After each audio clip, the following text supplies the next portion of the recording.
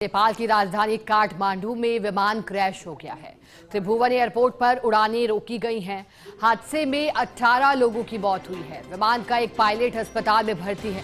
विमान में सवार सभी बताए जा रहे हैं शौर्य एयरलाइंस का स्टाफ। और ये बेहद दुखद हादसा हुआ काठमांडू में, जब एक विमान ने उड़ान भरते ही फिर आग के हवाले ये विमान हो गया। विमान क्रैश के चलते देखिएगा तस्वीरें भी आई हैं क्रैश से जुड़ी हुई, आपको लाल घेरे में दिखा रहे हैं तस्वीर। देखिए किस तरह से एक विमान जो कि हादसे का शिकार हुआ है। बताया गया कि 19 में से इसमें सवार 18 लोगों की मौत हो गई है, जबकि एक पायलट का अस्पताल में इलाज जारी है। और उड़ान भरते ही देखिएगा अब जमीन से कुछ ऊंचाई पर ही ये विमान पहुंचा था। अभी तो पूरा आसमान में भी इस विमान के कदम नहीं पड़े थे, उससे पहले ही ये हादसा हुआ। और हादसे में 18 लोगों की जान चली गई। बेहद दुखद, क्योंकि विमान में बताया गया 18 लोगों की जान गई है। ये तस्वीर दूसरी जो आपको रेस्क्यू से जुड़ी दिखा रहे हैं, दाईं तरफ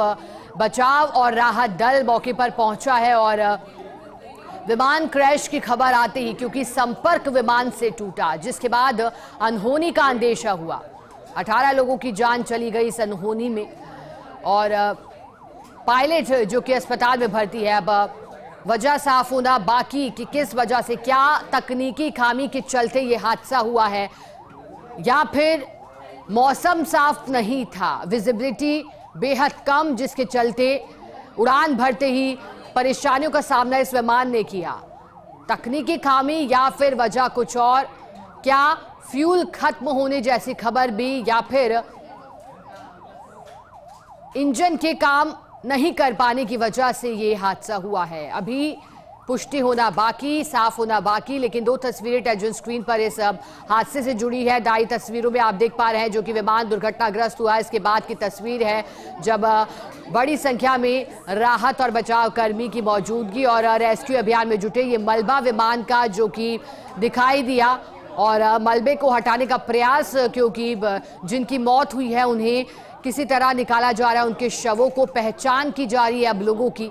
और दूसरी तस्वीर जो कि कैद हुई है विमान, देखिएगा आप तस्वीरों के माध्यम से प्रतीत हो रहा है कि अल सुबह का वक्त है, और ऐसे में विमान जो कि उड़ान भरा था, टेक ऑफ करते ही हादसे का शिकार हुआ। ये देखिएगा दूसरे एंगल से भी तस्वीरें सामने आई हैं, किस तरह से विमान ने उड़ान भरते ही कुछ ही दूरी पर, देखिए कुछ ही ऊंचाई पर ये विमान जो कि उठा और फिर तुरंत क्रैश हो गया, विमान नीचे की ओर आया। अब क्या वजह रही ये साफ नहीं हुआ है, लेकिन अब जो अधिकारी हैं इस से जुड़े, उनका कहना है कि साफ होगा, धीरे धीरे जानकारी हासिल की जा रही है। अब इस पूरे मामले को देखकर हो सकता है कमेटी का गठन भी किया जाए, जो कमेटी इस हादसे पर नजर रखे और रिपोर्ट सौंपे कि हादसा किस वजह से हुआ है। अब क्या किसी तरह की लापरवाही, गलती, या फिर ये महज एक हादसा जिस वजह से 18 लोगों की जान चली गई है। और तस्वीरों के माध्यम से प्रतीत हो रहा है कि टेक ऑफ भी पूरी तरह नहीं किया था इस विमान ने, लेकिन तुरंत टेक ऑफ के बाद ही विमान नीचे की ओर दिखाई दिया जाते हुए, और फिर क्रैश हो गया। हादसे का शिकार ये विमान हुआ। बेहद दुखद खबर नेपाल के काठमांडू से। लेकिन एक और जानकारी दे दें आपको कि ये जो हिस्सा नेपाल के काठमांडू का, कई बार यहाँ से इस तरह के हादसे की सूचना आई है, और कई बड़े सवाल भी खड़े हुए थे। नेपाल की राजधानी काठमांडू में विमान दुर्घटनाओं की जो संख्या बढ़ रही थी, इसको लेकर के बड़े सवाल खड़े हुए थे कि आखिर यहाँ विमान क्रैश की घटनाएं क्यों हो रही हैं, क्यों पुनरावृत्ति हो रही है घटनाओं की, वजह क्या है जो इस हिस्से में।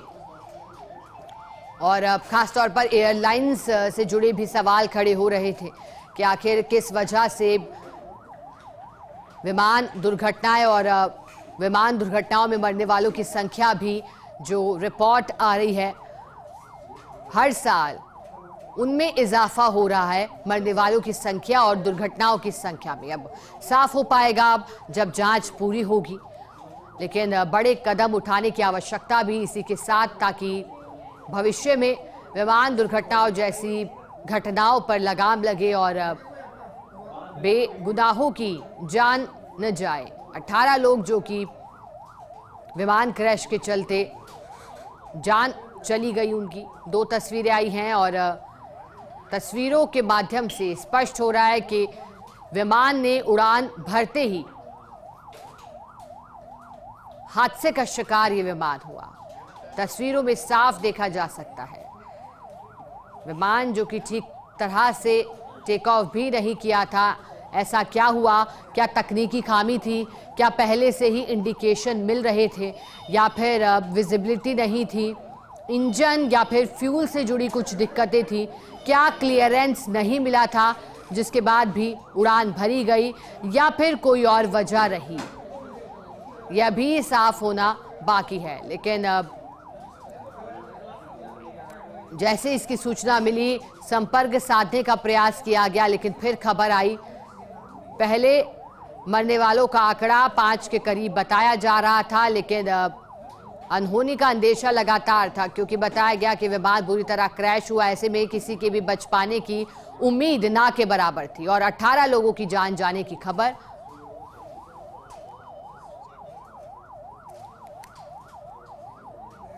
और विमान क्रैश होते हुए की तस्वीरें भी सामने आई हैं।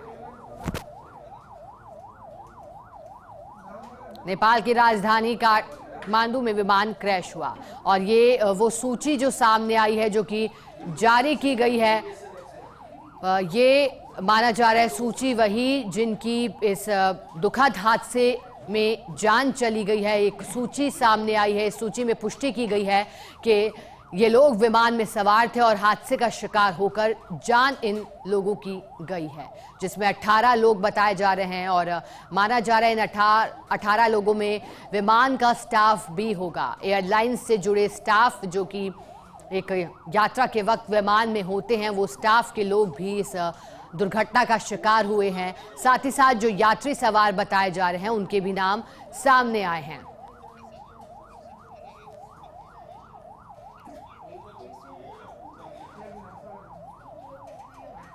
चलिए, हमारे साथ एविएशन एक्सपर्ट विपुल शर्मा जुड़े हैं अधिक जानकारी, विपुल सक्सेना जुड़े हैं अधिक जानकारी देने के लिए। विपुल जी, बेहद दुखद ये दुर्घटना रही, बताइएगा अब तक क्या सूचना मिल पा रही है? हादसे की वजह साफ हो पाई क्या? और 18 लोगों की जान गई है हादसे में। विपुल जी, नेपाल की जो एक घटना हुई है, दुर्घटना हुई है, बहुत दुखद है और अभी तक कुछ फर्म डिटेल नहीं पता पड़ी है।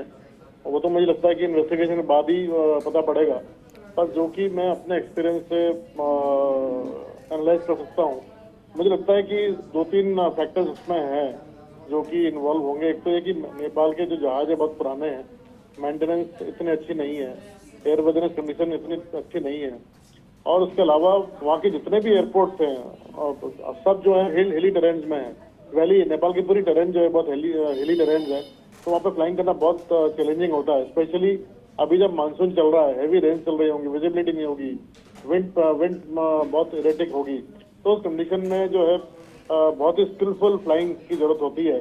और इस तरह के अगर पुराने जहाज होंगे तो मैं समझता हूँ कहने के एक थ्रेट परसेप्शन तो होता ही है। यही ऐसा ही कुछ हुआ था जो कि पिछले साल पोखरण में जो लैंड करते हुआ था। तो इन्हीं एंगल पे मैं सोचता हूँ कि ऐसा कुछ हुआ होगा जिसकी वजह से ये हादसा हुआ। विपुल सक्सेना जी, एक और सवाल है, बार बार इस तरह के हादसे इसी क्षेत्र में क्यों हो रहे हैं?